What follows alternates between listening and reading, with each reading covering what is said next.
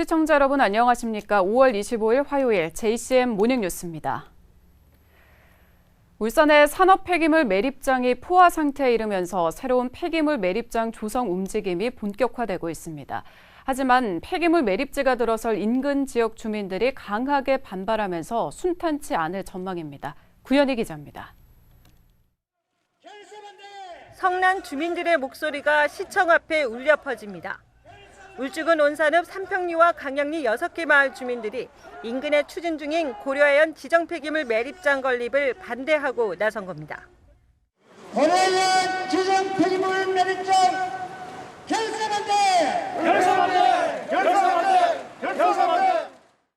주민들은 고려해안 폐기물 매립장이 들어서면 반경 2km 안에 초등학교는 물론 70만 평의 농가 밭에 있는 주민 900여 명이 사는 6개 마을이 놓이게 된다며 가장 가까운 마을과의 거리는 불과 500m밖에 되지 않는다고 호소했습니다.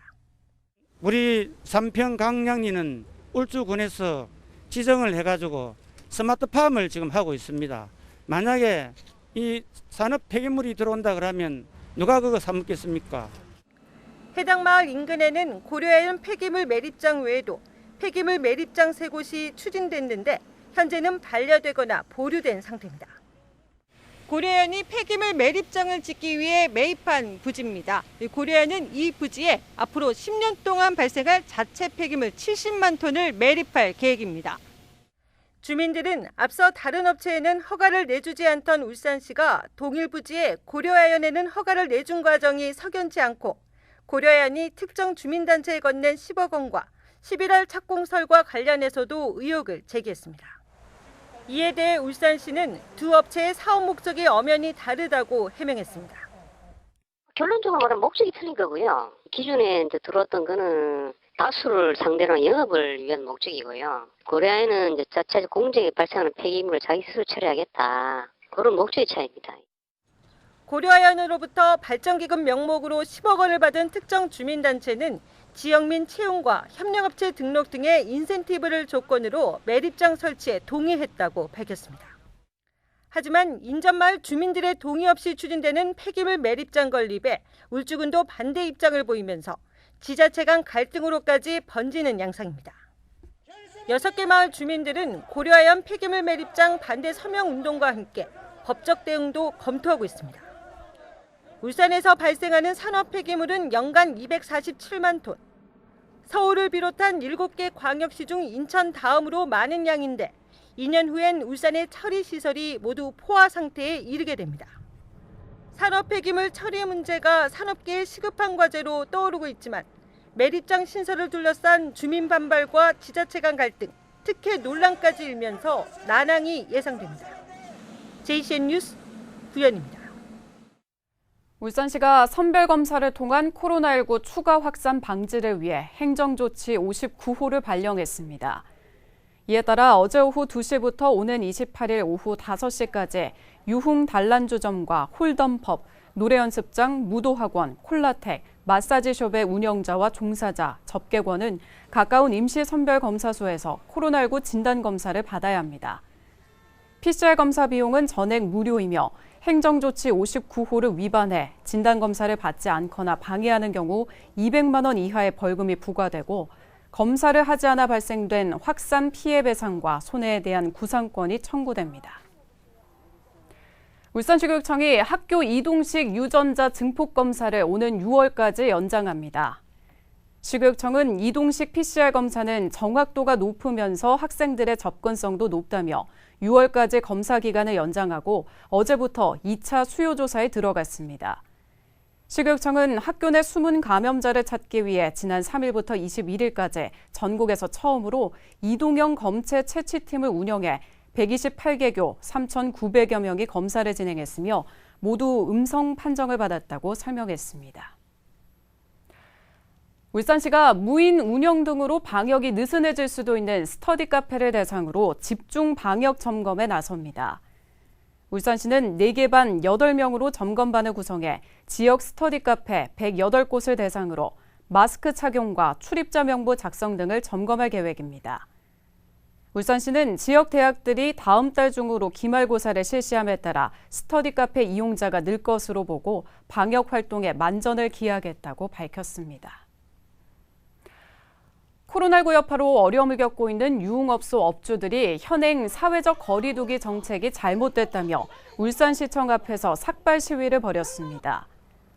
이들은 밤 10시로 영업을 제한하는 것은 유흥업소 운영 특징을 고려하지 않은 조치라고 주장했습니다. 업주들은 영업 제한에 영세업자들이 피해를 입고 있다며 지원 방안을 울산시에 요구했습니다.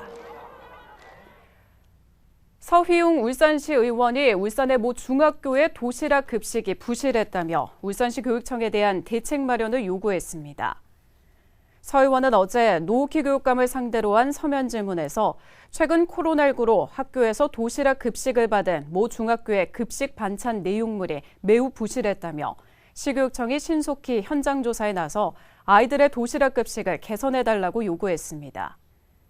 이에 대해 시교육청은 학교 급식은 직영 급식을 원칙으로 하고 있지만 부득이하게 도시락으로 급식을 할 경우에는 당일 조리, 당일 급식을 원칙으로 영양 기준을 지키도록 하고 있다며 신속한 현장 조사를 통해 재발 방지책을 마련하겠다고 밝혔습니다.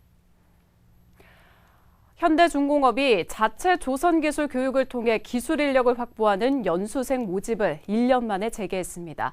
조선 경기가 다시 살아나면서 일자리가 늘어난다는 긍정적인 신호지만 현장에선 기술 인력 확보에 어려움을 겪고 있어 마냥 웃을 수만은 없는 상황입니다. 김동현 기자입니다. 현대중공업이 기술 연수생 모집을 재개했습니다. 지난해 6월 코로나19 여파로 모집이 중단된 지 1년 만입니다. 현대중공업은 7월 말까지 선체 조립과 의장 2개 직종에 모두 100명을 모집할 예정입니다. 기술 연수생은 4개월간 교육을 마치면 협력사에 취업할 수 있는 자격을 얻습니다. 훈련 기간 매달 100만 원을 받고 계열사 생산기술직 채용에 우대 혜택도 있습니다. 지금 요즘 취업난에 다 시달리고 있는데 여기는 기술 교육원만 수료하게 되면 바로 취업이 가능하니까 그게 저에게도 좀 큰 메리트였던 것 같습니다. 이처럼 기술 연수생은 곧 현장 채용 인력이라는 점에서 조선업 활성화를 뜻하는 지표가 됩니다. 현대중공업은 올해 4월까지 선박 30척, 34억 달러에 달하는 물량을 수주했습니다. 올해 수주 목표량의 절반이자 전년 대비 5배에 해당하는 실적입니다. 포항의 기미가 보이기 때문에 좀 더 기술적인 전문적인 인력을 양성해야 되고 여기에 발맞춰서 하반기에 100여 명의 연수생을 모집을 진행 중에 있으며 향후에도 지속적으로 연수생 모집을 진행할 예정입니다. 문제는 기술 연수생 모집이 예전만큼 원활하지 않다는 점입니다. 실제로 직접 모집 당시 경쟁률은 1.8대 1로 예년에 비하면 절반 이하로 떨어졌습니다. 그동안 조선업 불황이 장기화되며 기술 인력이 이미 타업종으로 빠져나간 영향입니다. 수주 물량 건조가 본격화되는 올 4분기에도 인력 부족 현상이 이어지면 어려움이 가중될 수밖에 없습니다. 침체된 지역경제 활성화를 위해서라도 기술 인력 보강이 절실한 상황입니다. JCN 뉴스 김동영입니다. 현대중공업그룹의 조선중간지주사인 한국조선해양이 총 3,480억 원 규모 선박 6척을 수주했습니다. 한국조선해양은 최근 라이베리아와 아시아, 오세아니아 소재 선사와 LPG선 2척을 비롯해 PC선 2척과 컨테이너선 2척 등 모두 6척에 대한 건조 계약을 체결했다고 밝혔습니다. 이번에 수주한 LPG선들은 전남 영암의 현대사무중공업에서 건조돼 2023년 상반기부터 순차적으로 선조사에 인도될 예정이며 PC선 2척과 소형 컨테이너선 2척은 각각 현대 베트남조선, 현대 미포조선에서 건조돼 2022년 하반기부터 인도될 예정입니다.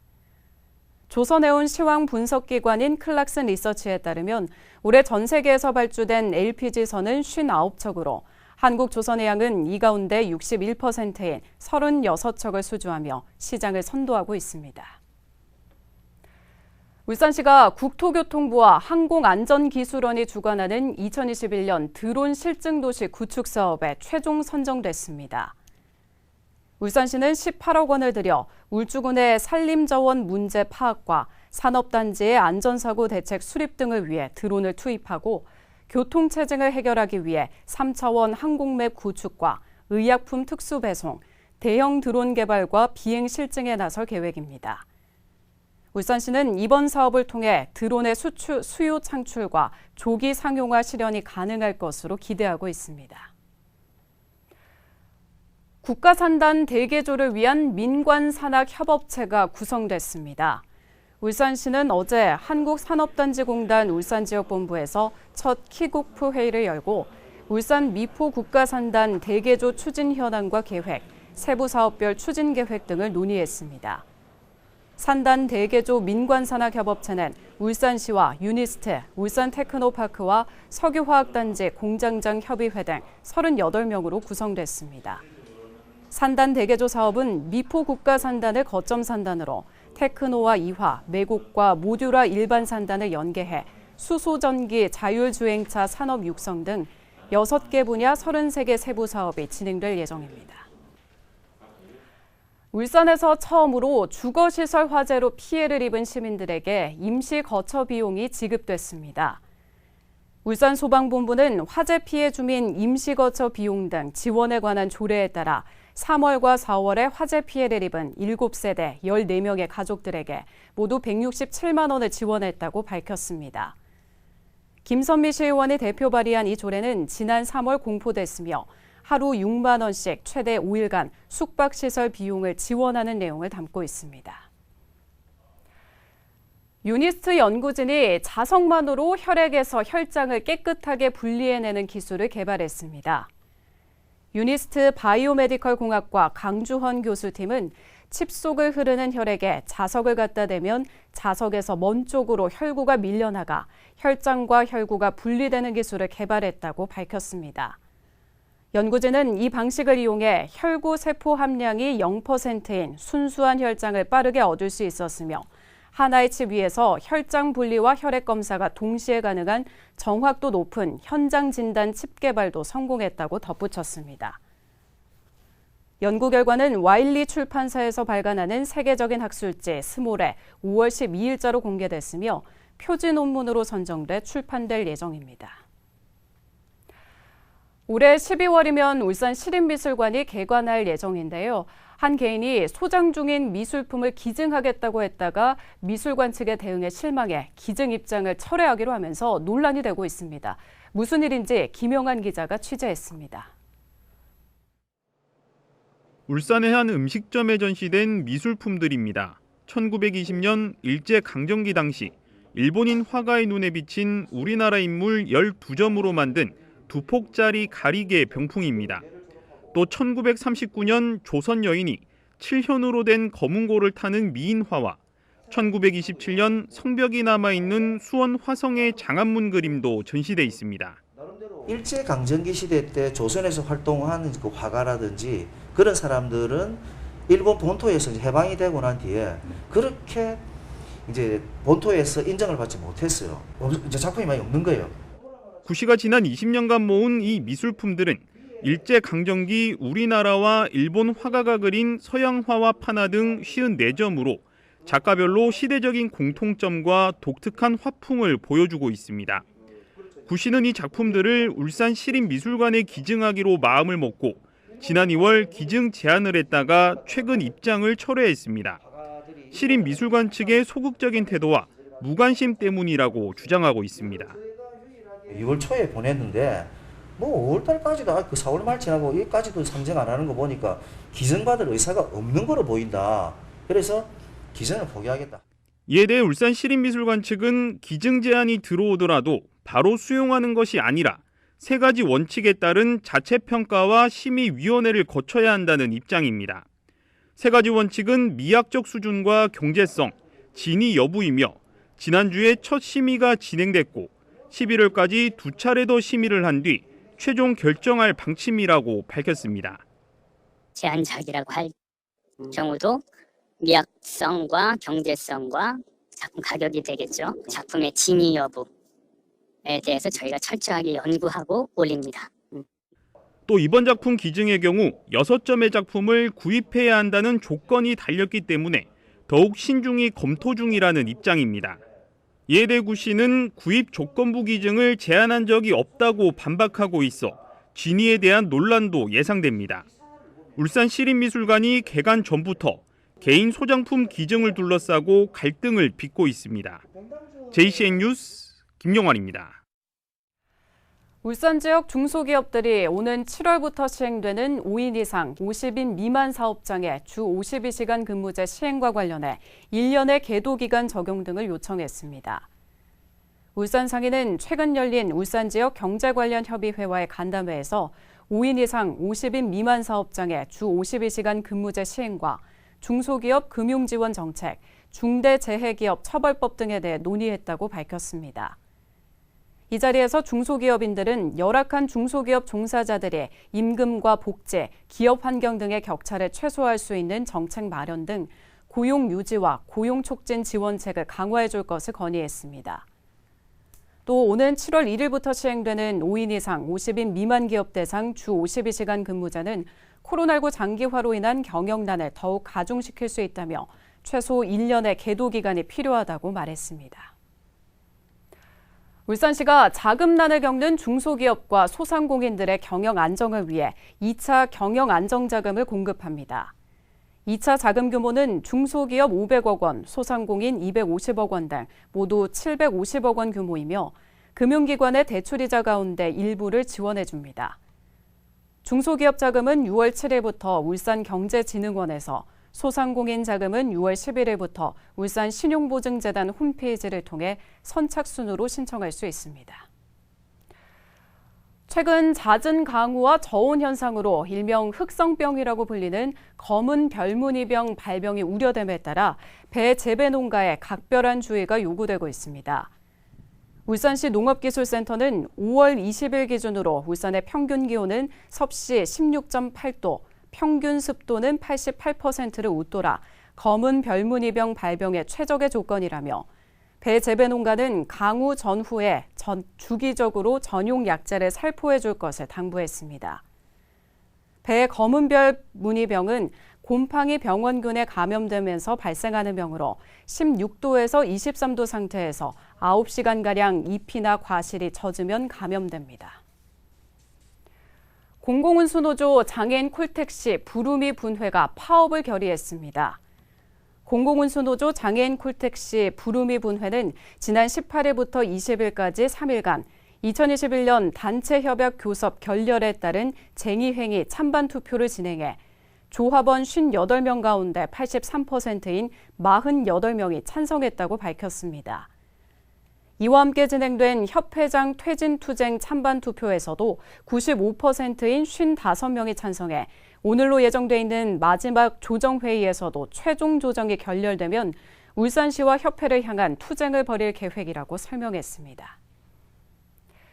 3살 어린이에게 물고문 학대를 가해 논란이 된 울산 남구의 국공립 어린이집 사건과 관련해 피해 아동이 46명이나 추가됐고 아동학대 가해 교사도 6명이 추가됐습니다.